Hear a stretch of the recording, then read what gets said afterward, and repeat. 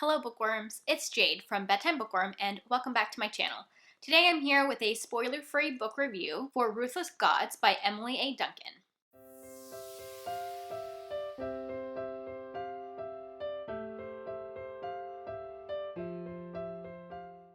Before we get started, I want to say that I did receive an advanced reader copy of this book from the publisher, and I'm very grateful for that. I'm actually going to be doing a giveaway with my copy. It is a physical copy that is also signed. More information about the giveaway is at the end of this video. I was really excited to get an early copy of this book. I did also read and do a review for the first book in the series. I will link that review for you guys in case you're interested. The way that I'm going to review this book is, in the beginning, I'm going to give some really vague overview kind of thoughts that are completely spoiler-free for the whole series. And then I'll talk about some things that are a little more specific, and while we'll still be spoiler-free for this book, it will contain some spoilers, or we'll have assumed that you have read the first book. I will definitely be very clear about when that part of the video starts. Okay, starting with my vague, completely spoiler-free thoughts, I gave this book a 4-star rating, which means that I enjoyed it, but I didn't quite love it. Which, honestly, is what happened with the first book.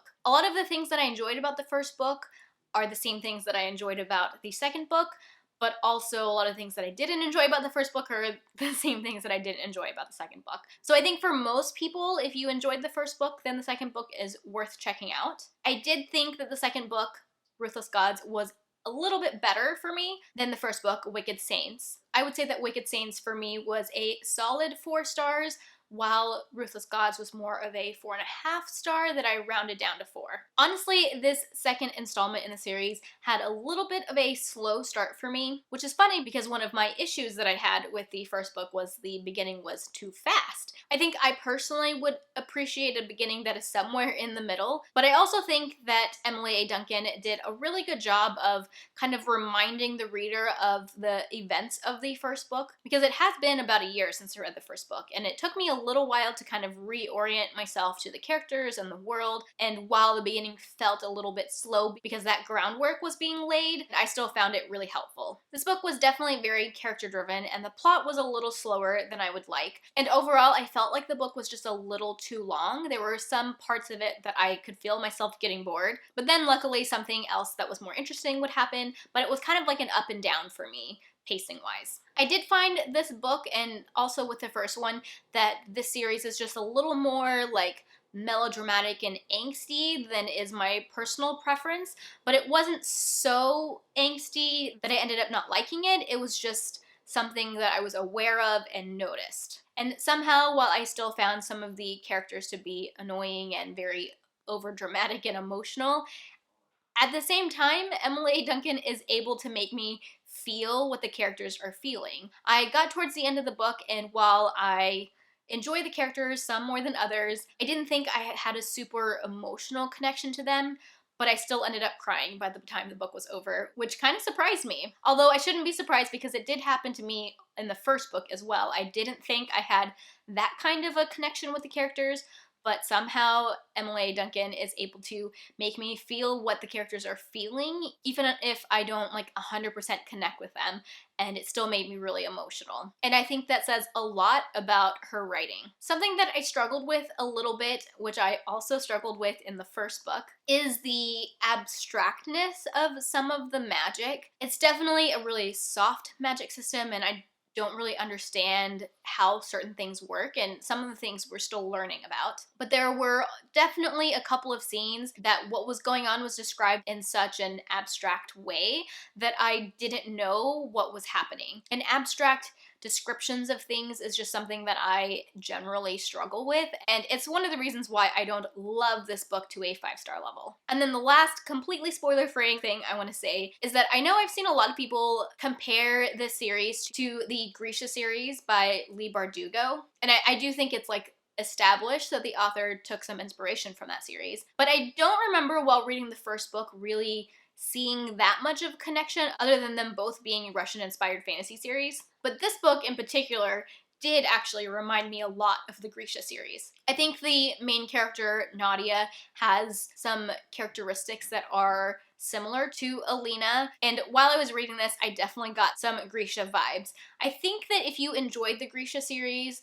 that you would also enjoy this series. I especially think people who were big fans of The Darkling would enjoy this series. That being said, I don't feel like this series is like fan fiction of Grisha, or I don't think they're that similar, but I definitely got similar vibes while reading this book. Another thing I want to mention about the magic, which I probably should have said this earlier, but there is blood magic in this series where people cut themselves to make themselves bleed so that they can perform magic. And I remember in the first book finding some of the bloody and cutting imagery to be a lot, even for someone who reads a lot of horror. And I thought that the sequel, the second book, kind of took that to another level. There is a lot of blood everywhere a lot of the time, but on top of that, there is a character who has gone through some changes, and some of the descriptions of this character definitely, I think, lean horror. They were just very graphic descriptions of gross things, and so I think that's one of the reasons why I enjoy this book, is because I am a horror reader, and so seeing a fantasy that is so dark that has elements of horror in it is something that I enjoy, but I know it's not something that everybody enjoys, so be aware of that before going into this book. Okay, now a couple of things that I wanted to say that are maybe kind of spoilers for the first book. I mean, not really. I'm just going to be more specific about things like characters. So as far as characters in this book, Seraphin continues to be my favorite character out of the trio of main characters. He was also my favorite in the first one. I just think he's sweet and wants to do what's best for his kingdom and is just trying really hard to be a good leader, but is in sort of like this impossible situation to figure out how to handle. There's also some romance things in this book with him that I really enjoyed. And then speaking of the romance, the main romance from the last book sort of continues in this book, and I have such mixed feelings about their romance. I don't know how I feel about it, especially after this book. Nadia continues to be a character that I find slightly annoying, and especially in this book, she kept acting in a way that didn't mesh with her inner monologue, but it was also like she was aware of it because she would internally think about that, but she would still do things that she didn't necessarily want to do or like weren't smart to do, and that was really frustrating. I often struggle with characters like that, but like I said, somehow by the end I was still really emotional about the things that she went through, and I was still able to like feel her emotions at the end of the book. Alright guys, that's it for the review portion of this video. Now let's talk about the giveaway. So I'm giving away this physical advanced reader copy of this book.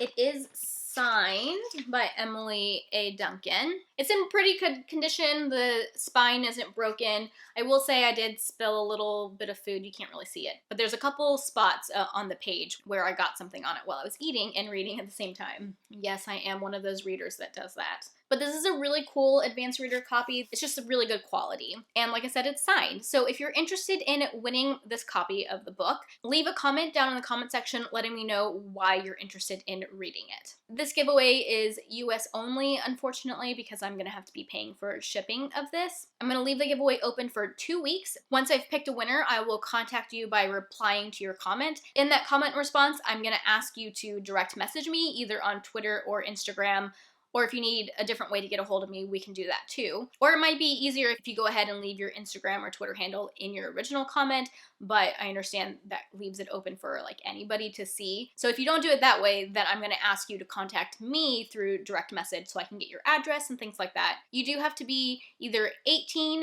to enter the giveaway or have parental permission, because I will need your address to be able to mail this to you. I'm a little sad to let this copy go because I did really enjoy this, but I do want to share this awesome book with other readers who are interested in it too. Alright guys, that is all I have for this spoiler-free review of Ruthless Gods. If you have read this book or want to read this book, let me know your thoughts down in the comment section. If you like this video, be sure to give it a thumbs up and subscribe to my channel for more bookish content. That is all I have for now. Thank you so much for watching, and until next time, bookworms, keep reading. Bye.